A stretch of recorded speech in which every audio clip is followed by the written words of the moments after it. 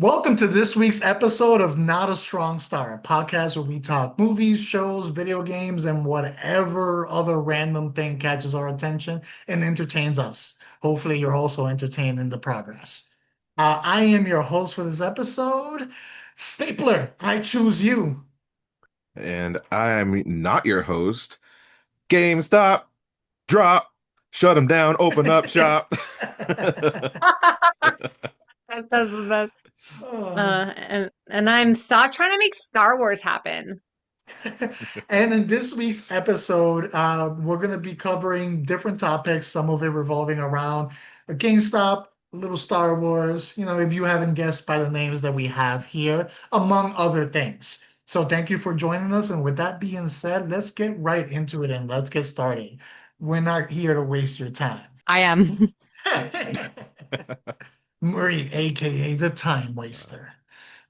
Tell me. As it's obvious, GameStop is going to be one of the topics, but we actually have multiple things when it comes to GameStop that we wanted to talk about. So, as everyone probably knows, not too long ago, we had the release of their new game system that came out. So that came out. There's a lot of people pre-ordering. I know in the US, the pre-orders were on hold for a little bit, but they pre-ordered, they came back. People were excited. They went to go pick them up, specifically at a GameStop. When they picked up their item, when they took it home and they opened it up, what did they realize? It came with an extra surprise beyond just the device. There was a with nice little staple hole in the screen of their device as they're going through. Why is this? Because the pre-order receipts were stapled to the front of the box by GameStop employees. I'm sure this was widespread, so I'm sure this was probably policy that they do. George will be able to tell us more as, he used to work at GameStop. But anyway, they stapled it up to the front. The staple went through the front of the box and actually created a dent onto the screen.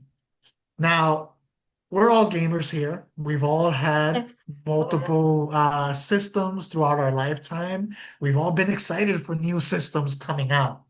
Now, picture yourself excited to come out. You're waiting. You put in the pre-order. You get there. You pick it up in person. You're not even getting it delivered. You're going in person. You put in the effort to do it. You're having your mom and pop or uncle or neighbor, someone drop you off, or driving yourself if you can drive. You take it home. You're pumped. You can't ready to go. You barely close the door when you leave your car because you're excited, and your mom has to yell at you, "Close the door!" And you go back and you close it, and then you get inside of your house and you rip it open and you're ready to play. And there's these puncture holes, like a vampire bit into the screen of your device. How are you guys feeling being avid gamer fans if you run into that situation? Also, just the price of this console is Hmm. it's not like you're just getting, I don't know. What do you say, like a little Game Boy back in the day, even though that would have been the same, it would have been the same amount of devastation because that's like equivalent sort of to what people were getting. But anyway, I would be pissed.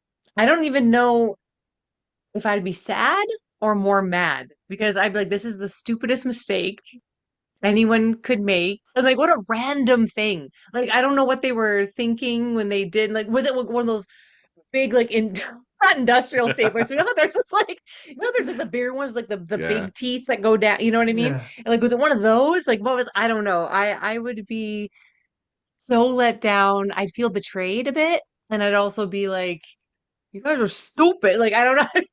Duh. I'd be mad. I'd be very mad. I think I'd be mad and then I'd cry and then I'd be more mad and then I'd cry and it'd be a roller coaster of emotion. Yeah. And then the tears will fall right into the divot created Into by the the hole. Yeah. staples, create like a mini pool there. A Deadpool.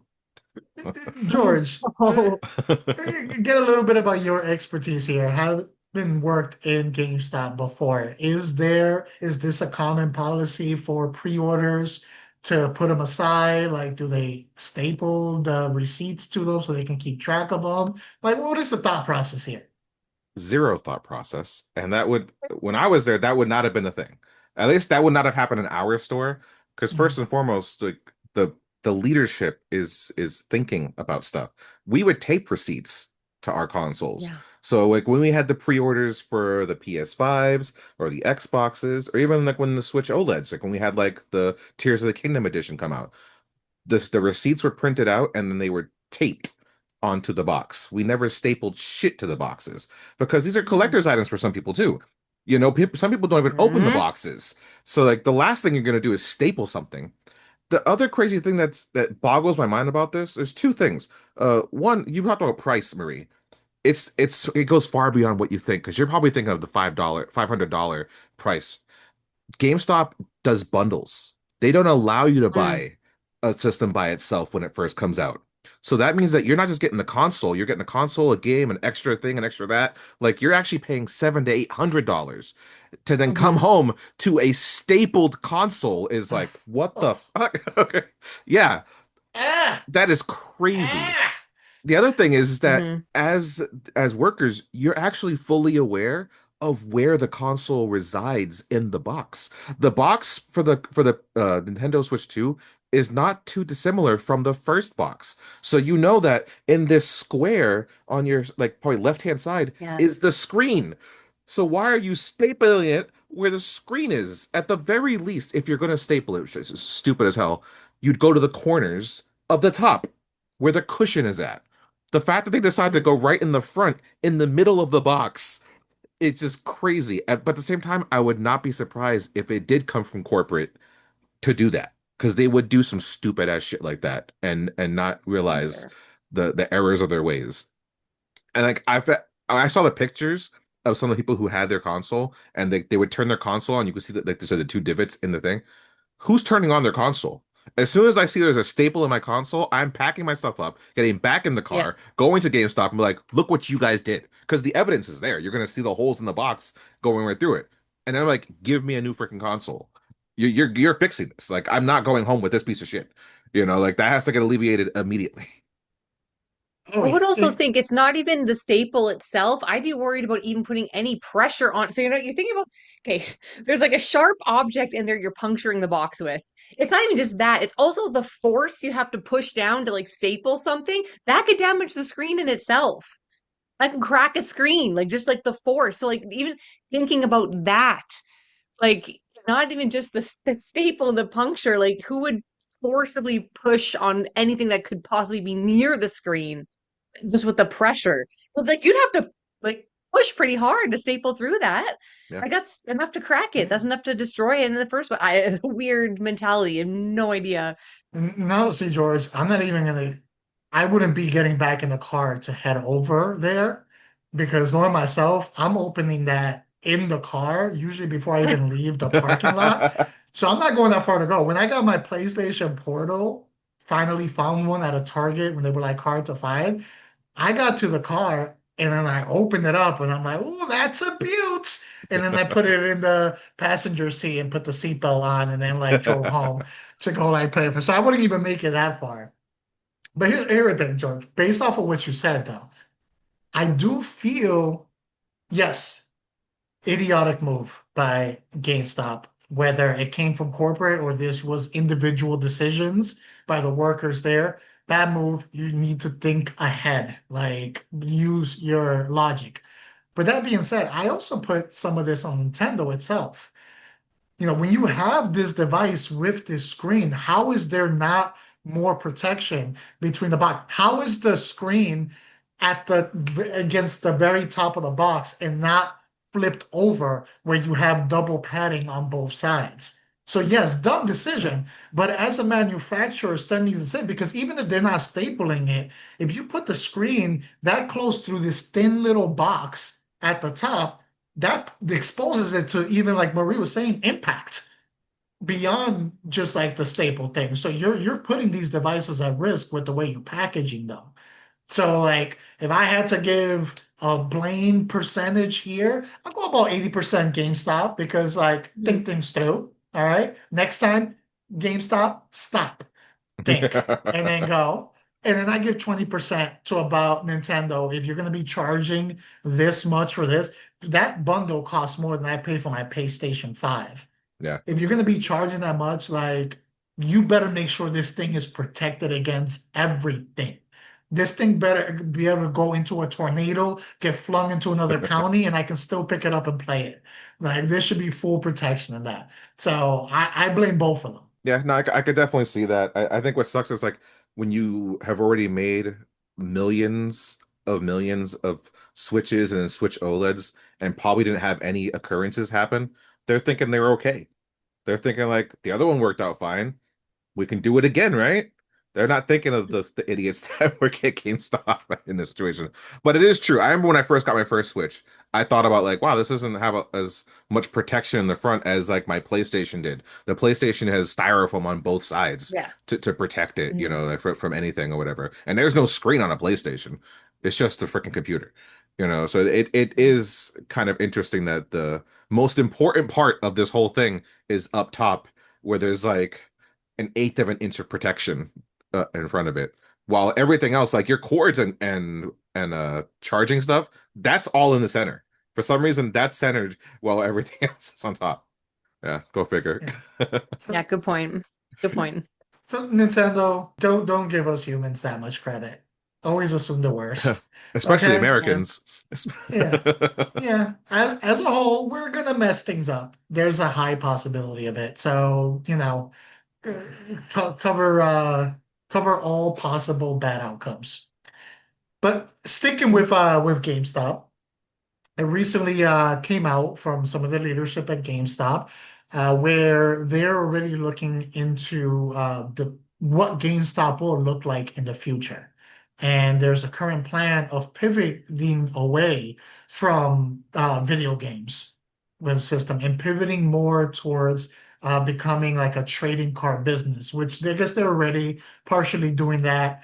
Things like Magic cards, Pokemon cards, things like that that people buy, have high value, collectors get, different type of gaming. So they can keep their name GameStop in essence, but pivoting away from video games, which I'm sure they probably see as a dying business for them due to the dying of physical copies of video games, with everything going digital and the game manufacturers, Sony, Xbox, all of them also leaning more towards the digital aspect. I understand you got to pivot. How do you guys feel about this pivoting away from video games, what it's what we've all known it for, to more of a trading card business? It's been in the making for quite some time, honestly. That pivot, because like once they took over, what was it, Geek? It was something Geek. I forgot the freaking Geek store, but it was a store that was almost collectibles, and they bought them out, and that's where their revenue started changing because there's no money to be made in video games. That's just a fact of the matter. They make just like the big dogs. Like Sony isn't making money off of selling a PS5. That's a loss of money, and it's a loss for GameStop as well. They make money in the video games that they make, and the same thing for them. But even then, like it's still such a low margin of what they're getting. They get a lot more money from collectibles, and the cards fall within that factor. And you have to think like a pack of cards probably costs a store 75 cents, a dollar, and then they'll sell it for like $3 to $5, and that's just a pack of cards. Never mind the model that they're going into now, where they're allowing you to trade in your cards. Before they were just taking in trade-ins for video games, but now you can actually trade in Pokemon cards, Magic cards, basketball cards, baseball cards. Like you can trade those in and get money for them or credit, and you can even like send them in to get graded so that you can get more value out of it. So that there's a whole system that they're following into now that's going to give them way more profit. Not to mention they're also having more functions, like they're opening up their sales floors to actually have games. So like I'm a comic book collector. At any comic book store, you're generally going to have cards there, like Magic and Pokemon, and you'll always have your tournament nights where people can come play their game and everything, and it creates this community. Now GameStop is realizing like there's a lot of money to be made there because you have to pay to get into a tournament. And then that just Mm. adds more revenue to that you're just keeping people in the store. The longer they're in the store, the more of a chance there is they're going to buy more things. So they're bringing in also concessions. There's going to be drinks and snacks. That's more money that you make, because you can make way more money off a bag of chips than you can a video game, oddly enough. So yeah, I'm not surprised. Does it suck? Sure. But the reality is, and I know that the three of us must face this too. If you're not buying your game from GameStop, where are you going to get it? You're probably getting it digitally. You'll get it through Amazon, maybe even Best Buy, maybe. I don't know. But like Amazon is going to be a definitely go-to if you're not getting it digitally. So I think a lot of us have already kind of walked away from GameStop for the most part. Like even when I was working there, I was probably still buying some stuff digitally. So yeah, no, it's good on them that they're actually learning to pivot and to pivot on the right thing, as opposed to like they're buying like Bitcoins and shit like that. That's a dumb thing in my opinion, and the NFTs failed them. But this is a good thing for them. Now, George, you covered most of like the business aspect of it and why it makes sense and stuff.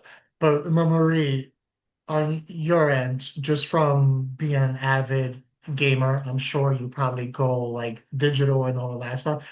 How do you feel about losing another avenue of possibly being able to get? I know places like brick and mortar stores have started to reduce. So GameStop was one of the last few like, hey, you know you're gonna get it there. What are your thoughts? Think that it's inevitable anyway. Like it's not GameStop. It's just it's what's the direction the world's going into anyway. So they don't really have a choice but to be like, okay, well, we can't struggle with losing sales of like a physical game copies, so let's do something else. Let's branch out.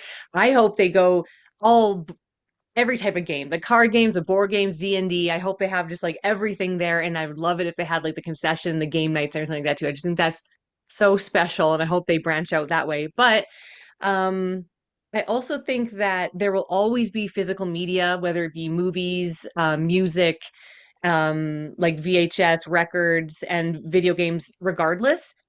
The thing that scares me the most about the video game aspect is because the consoles themselves are becoming to the point where they can't play. Like I know like Xbox is like, oh, you have this one where it's only digital, you can't even play a physical copy. So that's the part that's worse is that they're going to phase out the ability to even play a digital copy. I mean, sorry, a physical copy anymore. But I think the positive thing for store wise is there's always going to be those little independent stores that sell physical copies of Yeah. everything. And then there's always the people who want the physical copy. So I mean, those stores are going to do better because people want physical copies, even for collectors, to get like physical copies of video games, and like those stores will be the only place to get it. So that's a bonus for like stores like that. So it's like they're instead of going to like the bigger stores like Best Buy and everything for your physical copies, it's like, oh, it's giving more business to like the little independent stores that sell it. So I think that's nice. So I think maybe it's But beneficial to like every store in some way. It's just not really beneficial to people who want a choice. Like yeah, a choice of Yeah. how to play a video game. And that's not the store's fault.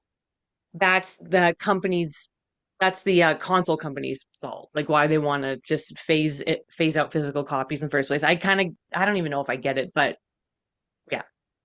I hope that made sense. yeah, and you bring up a good point with the console companies pivoting themselves, Yeah. and for those of you who want to watch one of our previous episodes, we kind of touched on this on the fact of game ownership, and unfortunately, a lot of these companies are trying to pivot away from game ownership and going more into you're renting our license for our games, which digital copies allow them to do that because they have full control over the content. At any point, they can take it away and kind of try to force you to get a new video game because you don't actually physically own it. And that seems to be their ultimate goal. And, not GameStop's fault, they're just a seller, but it makes Mhm. sense for them. They're going to be affected with that to also pivot. I would say to Marie's point earlier, I've actually seen it in action already for like the mom and pop brick and mortars. At the GameStop at my mall, there's another game store that opened up like a few months ago that's like two stalls down, and they are busy all the time because they Yeah. sell everything from like back to like Atari days from like the 80s to now. Plus Man. they have Magic cards, plus they have Pokemon cards, and all of the stuffies. They even have like Japanese chips and everything. Like it's a very niche store, but they have all the consoles and they repair the consoles on Oh, location, yeah. which GameStop does not do. So GameStop is only getting the business for the cards and collectibles right now, while that other store, people are buying games. I think that's the way to go. Yeah. But Before we leave the subject, one question for you guys both. What was the last game you bought a physical copy for? I was gifted Elder Scrolls Online by my brother, which I barely played at all because I don't like adventure games playing with people. That's ironic. It's called Elder Scrolls Online. Yeah. And maybe Overwatch. I think Overwatch was the last game I bought physically, maybe. And Wow. then now I can't even use my physical copy anymore because Overwatch 1 doesn't even exist anymore, and it's just Overwatch 2 and it's only online, and I'm very sad because I want to play this one and it doesn't even work when you put it in anymore. So I think it was that. Oh, but I mean, there's also but Switch games we have, but that's Yeah. different. Yeah. But Still like talking about physical. like the Yeah. bigger consoles, Yeah. yeah. So it would be like any type of Switch game for my son. He likes the physical stuff, and yeah, so probably Switch games. But Whatever Xbox that game is. was that. Yeah, What about you, unstaple George? Switch games. Well, since there's two of us in my household who game, we bought them at the same time. So for my wife, we got her Assassin's Creed Shadows, which is the last one that just came out. And then for myself, I got two copy. As I said, take it back. Physical copy, I got Marvel Fighting Collection 2, Volume 2, because I need my fighters. Yeah. But I got that digitally on my PlayStation and I got it physical for my Switch. So when I'm on the go, I can still have my fighting games. That's what you Okay. got to do. Yeah, I have to say yeah, one more thing. Sorry. There's a reason why we haven't bought too many physical games in the last few years because my husband and I, our Xboxes are linked together. So if he downloads the game, I get it too. So instead of buying yeah. two copies, we can both play it. And usually it's games like we both want to play anyway. So yeah, so that was just saving and it made more sense. But I think for me, the last one was it's actually when I got my PlayStation 4. I bought the bundle that brought it was the Destiny edition of Oh, the white yeah. PlayStation 4, Same and it one. had the Yeah. physical copy. But separate on its own, it was probably Metal Gear Solid 4 for the PlayStation 3 was the last physical copy Damn. that I bought from there. Yeah. Once we went PlayStation 4, I've kind of been full digital. Just so much more convenient and then just like room saving with it because I remember I used to have all these cartons and everything, and Yeah. between that and yeah, all the movies that I would buy, I'd be like, it's just things everywhere. So Damn. I still own some of them. I still own physical copies for some of the me PlayStation too. 2s, PlayStation 3s, and all of that, even though I don't have a PlayStation 2, which I wish I did Mm, because I want to play Metal Gear Solid 2. yeah. So So you must be getting the remake, right? You're getting Snake Eater. oh yeah, Yeah. yeah, it's Yeah. happening. It's Mhm. happening. It's one of Mhm. my favorite video game series. So if that comes out or Resident Evil, like I am on it. Yeah. Those are some of my favorite series. Moving away a little bit from the video game, let's go on to Star Wars. It came out not too long ago. They were interviewing or asking Bryce Dallas Howard.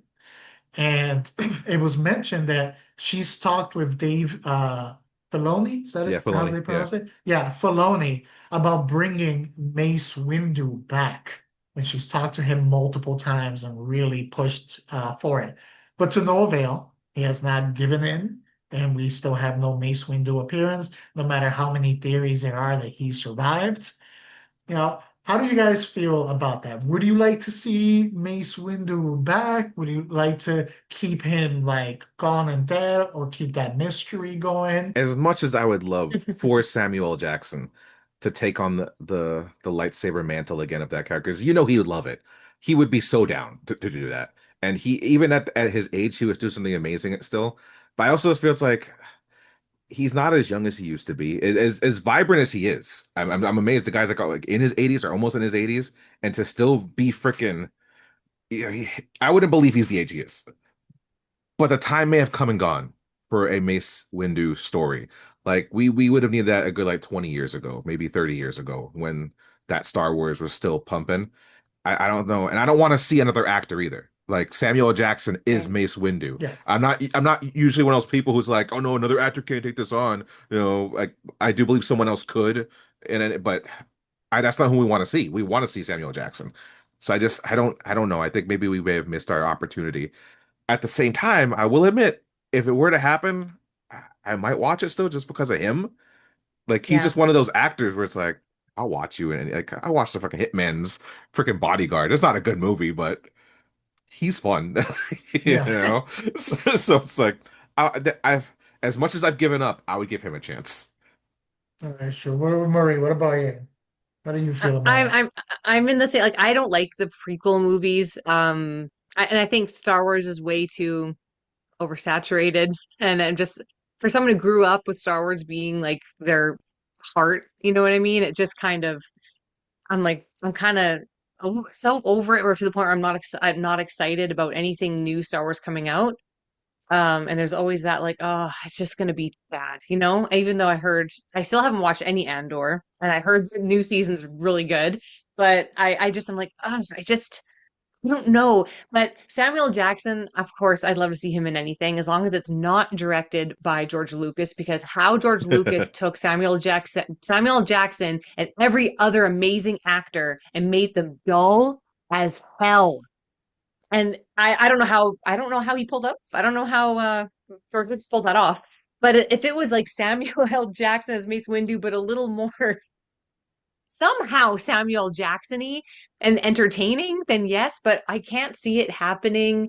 Only thing I can see happening is a prequel with a different actor. And then I'm like, no, I don't want to watch it. Like I can see a prequel happening just so they can get money. Um, Maybe it'll be a flash forward or something, or maybe it'll start and then most of it will be like a prequel, but I can't see like a full of action movie Mace Windu with Samuel Jackson, you know, like a full action, like he's doing it. I don't know. I still don't know if I can see it happening. That'd be cool, but I don't know if I can see it. I agree with both of you on the no, just leave it alone. Yeah, Uh, no. if Yeah. if you want the Star Wars world to succeed and get out of this funk that has been in, stop bringing things back.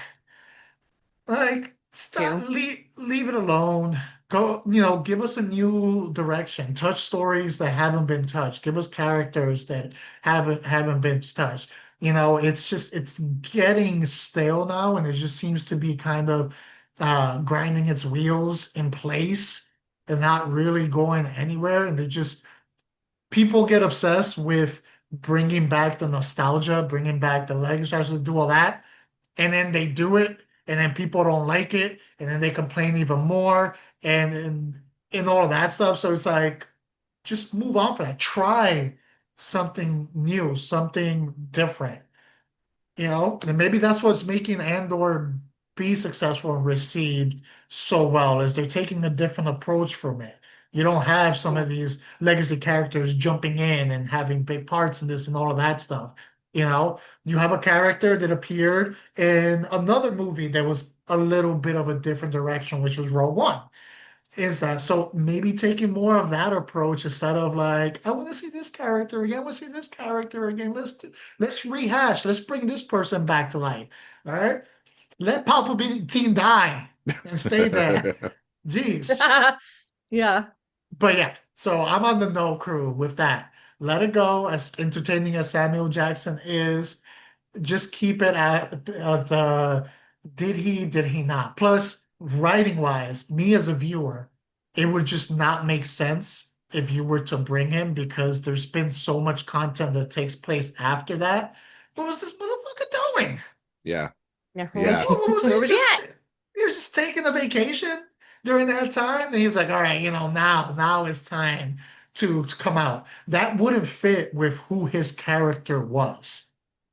I can't see his character just sitting back, letting everything go to hell, and then not doing anything about it and trying to do something. This is the one that, confronted the Emperor. The essence of his character, I just can't believe it would just be chilling in the background and then come back like decades later. And it would have to be decades later because Samuel Jackson's old. Yeah. So like it would have to be decades later.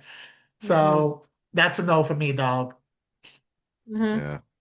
Now, I I would say agree. I'm like on if your they did side. it in a different medium, there could be something cool there maybe. Like do it in a comic book, do it in Yeah. animated, like because his character really had more growth in Clone Wars.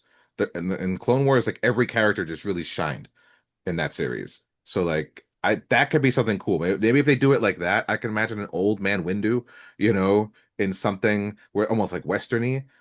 There could be something cool there, But live action, just maybe just leave it alone. Go to sleep. Yeah.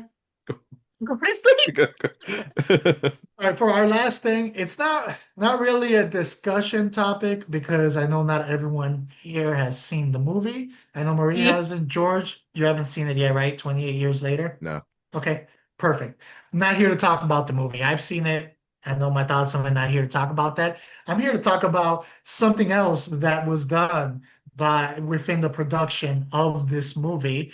That actually it might be a cool thing for people to visit even before they see the movie. So this came out before the movie. Is they actually created a dark web page that takes place in the world of 28 years later, that you need a password for. And George, when he's editing this, he'll put the website on the Yeah. screen for you guys, but it is rageleaks.net. And this is supposed to be like these are the files that have leaked out. And in there you have audio from people in that world that are asking for help in their situation.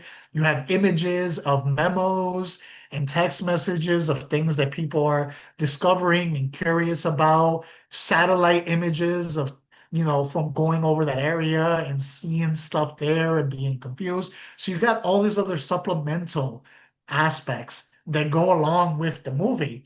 And, it's fine from what I've seen to see before the movie, because it doesn't really spoil anything. But then as you're watching the movie, you're like, ah, ahí está. You see it there. And there is a password for it, and it's Memento Mori, all one word, lowercase. George will also put that Yeah. on there. So I think that would be a good that. What it is a short discussion that we can have is how do you guys feel when movies do this? Beyond giving just the movie, they add all this extra supplemental stuff that these little things that you can search out on your own and get more information. I know Sinners, which you guys have an episode on, if you guys haven't checked it out, they reviewed it. They did something similar where on the Spotify playlist for the soundtrack, they actually had files of newspaper articles that gave some more backstory on certain major events that go with the movie. So when movies or productions do this, how do you guys feel? I think it's fun because it makes you feel more like immersed into the world, I guess. And I didn't know about the Sinners one. Um, but I think that's just, and if people really enjoy the movie, they can take part in that and it makes you feel like you're part of it. Even if you didn't enjoy it, or even before you even watch it, or even after you watch it, you just discover it. It just makes you feel like you're part of that world and gives it a little bit of whimsy. I feel like movies used to do stuff like that. Like, it reminds me of like the Blair Witch Project too, how it had the whole Yeah. website and everything like that. That was a little different because that felt like people thought it made the movie seem like it was actually real. And nowadays you can't do that because it's just everything's too at your fingertips with information. But I think that adds like almost like a game aspect to it and it makes you feel like you're part of it. And it's just fun and you can like relive the movie or experience the movie in a whole other way. And it just reminds me of like gaming. It reminds me of like video games in a way. And it's just, I think it's really, or it could be like marketing and whatever to make money, but it also, um, it just kind of feels like, uh, it maybe they're thinking about fans or people that how we need just a little extra enjoyment and play and we're adults, but it makes you feel like kids. We can like take part in something and feel like we're part of it. It's just a little added extra enjoyment and information. And it's a good way too, without giving too much context in movies. And then it's like, oh, but here's extra in case you want to know a little more answers. There's this too. And it's also good for something like 28 days later or 28 years later because it's going to be like a trilogy, right? So Yeah. it's good that it's coming out now, and then you feel like you're just part of that world. You're anticipating the other movie coming out. So it's good marketing, but I think it's just also fun because we need a little bit of joy, you know? Feel like we're part Agree. of something. In our post-apocalyptic stories. Yeah, we're living in one, so why not? Oh, what about you, George? How do you feel about it? No, I love marketing like this. I think it's the best way to market your stuff, especially like when this is adding more to the lore and the story. This shows that like this isn't a story that was just like a throwaway thing. You know, a lot of things that we get today, whether it's TV or movies, there's so much parts of the story you question. It's like, did anyone really think about this? Did anyone check this? Like, was there a secondary person to edit this and read this? You know, but you hear about stuff like this, like, all right, you guys thought you put a lot of thought into this. There's so much world building here where like nothing's an afterthought. Everything is meticulous and is planned. And like you said, like you'll watch this thing on the website, then you're watching the movie, and there's that little thing. You have like your little Leo moment, like, hey, that thing. Yep. There's that, Yeah. you know. And that stuff's really cool. It gets you really into it more. You like Marie said, it's like you get more immersed, and like you don't have those experiences that often anymore. I feel like back in the day we had Mhm. them all the time, you know. But nowadays this is like a gem of a moment. And the fact that more movies are starting to do it, like we talk about even like Smile doing some stuff with their publicity like this, Mhm. you know, and like talk about movies with the clowns and everything being out there and that kind of stuff. Like it makes it fun. Like even when it's funny that it's happening with movies that are usually horror films, where like Yeah. it's the most like downer thing in the movie where it's like there's death and turmoil at every corner, and they're doing the funnest stuff with their advertising. You know, it's the stuff that like we're getting like look at this. We're all smiling and giddy about this because like this is cool. It's like it gives us that extra thing to dig into, and we're the kind of people who like doing that. And I think like most people are. Most people want to like learn more about the thing that they love. So if this gives you that extra nugget, it's like that's freaking awesome. That's so cool. And it feels like you're part of like the secret club, you know, especially with the password and Yeah. everything. No, I agree. Yeah. It makes it more than a movie. It makes it an experience. And then on top of making it an experience, it rewards those that want to uh, be enter that world and become immersed in that world. It rewards you. This isn't something that's just given to you.